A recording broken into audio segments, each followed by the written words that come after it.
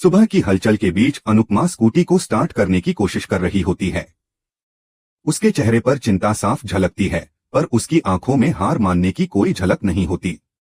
जसप्रीत घबराई हुई खड़ी होती है और कहती है, अगर हम लेट हो गए तो। अनुपमा उसकी तरफ देखती है और दृढ़ स्वर में कहती है, हम हार नहीं मान सकते जसप्रीत। ये सिर्फ एक ऑडिशन नहीं, ये हमारे सपनों का दरवाजा है। इस बीच ऑडिशन हॉल में डांस रानीज के लिए अनाउंसमेंट हो चुकी होती है, पर टीम अधूरी है। दर्शक और प्रतिभागी सभी बेसब्री से अगली परफॉर्मेंस का इंतजार कर रहे होते हैं। तभी एक वॉलंटियर आता है और कहता है कि थोड़ी तकनीकी परेशानी है, इसलिए अगले कुछ मिनटों में ही परफॉर्मेंस शुरू होगी। डांस रानीज की टीम के चेहरे पर थोड़ी राहत आ जाती है। भारती आंखें बंद करके भगवान को धन्यवाद कहती है, कुछ और मिनट मिल गए प्रभु, शायद यही वक्त हमें बचा ले। उधर भारती और सरिता बेहद चिंतित होती हैं, क्योंकि अनुपमा का फोन नहीं लग रहा होता। भारती कहती है, कहीं कुछ हो न गया हो। सरिता जवाब देती है, शायद वो स्कूटी चला रही होगी, इसीलिए फोन नहीं उठा रही। सभी महिलाएं भगवान से प्रार्थना करती हैं कि अनुपमा सही सलामत पहुंच जाए। अनुपमा स्कूटी स्टार्ट कर लेती है और जसप्रीत को पीछे बिठाकर निकल पड़ती है। दोनों की आंखों में उम्मीद होती है, जैसे उन्हें यकीन है कि देर सही पर जीत उनकी ही होगी। इस दौरान राही की टीम स्टेज पर बुला ली जाती है। सभी तैयार होकर स्टेज की ओर बढ़ते हैं। राही पूरे आत्मविश्वास से अपनी टीम से कहती है, आज हमें जीत के अलावा कुछ नहीं चाहिए। ये मौका दोबारा नहीं मिलेगा। टीम तालियों के साथ स्टेज पर पहुंचती है। डांस रानीज की टीम के पास अभी भी अनुपमा और जसप्रीत नहीं पहुंची हैं, जिससे टीम की बाकी मेंबर्स घबरा जाती हैं। तभी वॉलंटियर फिर आता है और पूछता है, आपकी टीम की एक मेंबर अब तक क्यों नहीं आई। सभी की धड़कनें बढ़ जाती हैं। तभी अचानक अनुपमा और जसप्रीत वहां पहुंचती हैं। टीम की सांस में सांस आती है और सब खुशी से उछल पड़ते हैं। अनुपमा कहती है, अब देर मत करो, जाओ और अपने सपनों को सच कर दो। पूरी टीम एकजुट होकर चीयर्स करती है। अनुपमा भगवान के सामने हाथ जोड़ती है और प्रार्थना करती है, हमने बहुत मेहनत की है भगवान, बस अब हमारी मेहनत रंग लाए। उसी वक्त राही भी भगवान से मन्नत मांगती है कि वह यह राउंड जीतें। डांस रानीज स्टेज पर आती है। अनुपमा स्टेज पर सबको नमस्कार करती है। जज अनुपमा से पूछते हैं, आपने अपनी टीम का नाम डांस रानीज क्यों रखा। अनुपमा आत्मविश्वास से जवाब देती है, हम औरतों की कोई रियासत नहीं होती, फिर भी हम रानियां होती हैं। हमारे सिर पर कोई ताज नहीं होता, लेकिन हम मेहनत करके वो ताज कमा सकती हैं। जज पूछते हैं कि क्या यह महिलाएं प्रोफेशनल डांसर हैं।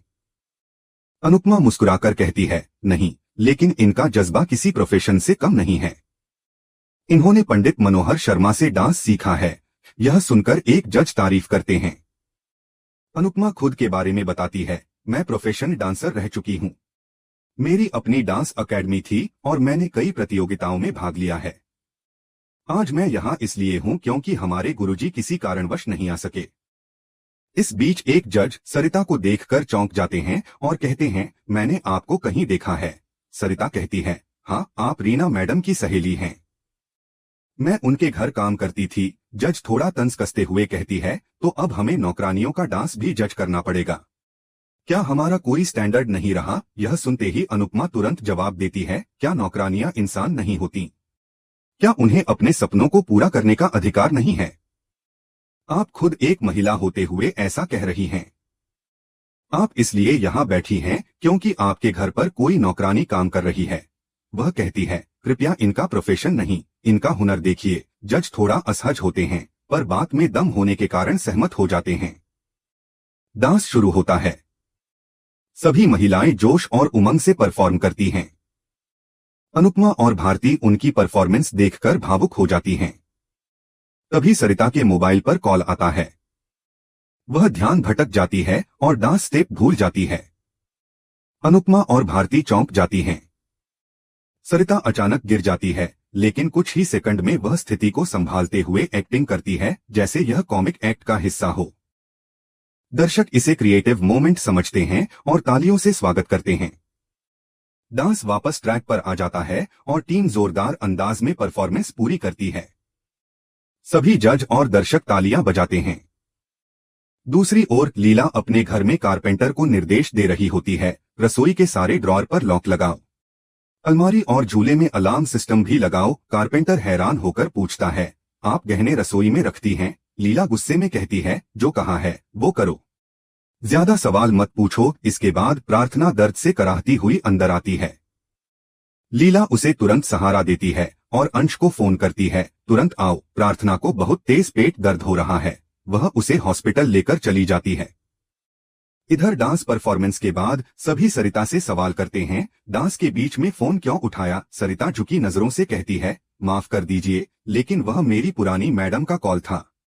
10 साल का काम चला जाता अगर फोन नहीं उठाती। जसप्रीत पहले नाराज होती है, लेकिन फिर उसकी मजबूरी समझ जाती है और माफी मांगती है।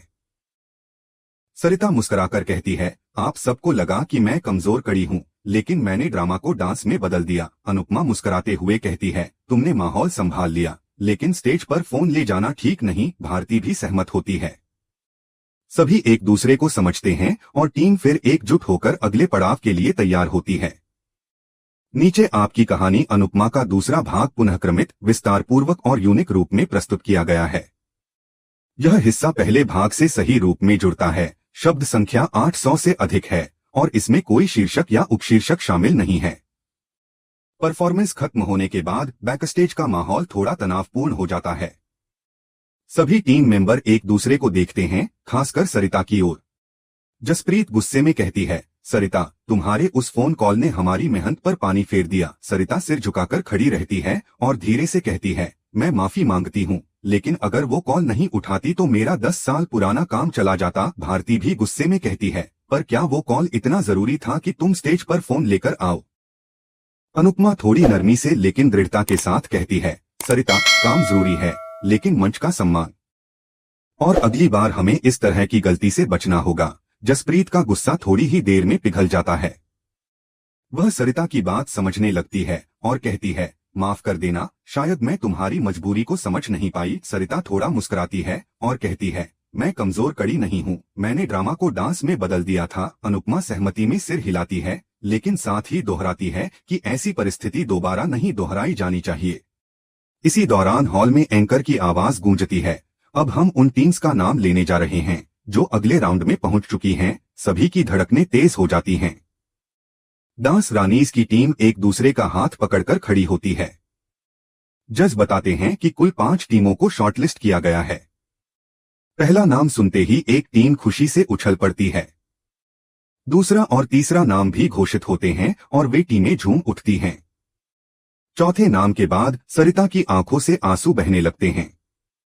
वह फफक पड़ती है और कहती है, मेरी वजह से हम हार गए। जसप्रीत भी उदास होकर खुद को दोषी मानती है। भारती और अन्य महिलाएं चुप हो जाती हैं। अनुपमा सभी को शांत करने की कोशिश करती है, अभी एक टीम का नाम बाकी है, धैर्य रखो। जैसे ही अंतिम टीम का नाम घोषित होता है, पूरा माहौल एक पल को थमसा जाता है। एंकर की आवाज आती है, डांस रानीज। पूरी टीम कुछ पलों तक अविश्वास में खड़ी रहती है, फिर अचानक खुशी का विस्फोट होता है। महिलाएं खुशी से झूम उठती हैं, एक दूसरे को गले लगाकर चीयर करती हैं। सरिता की आंखों से आंसू अब राहत और गर्व में बदल जाते हैं।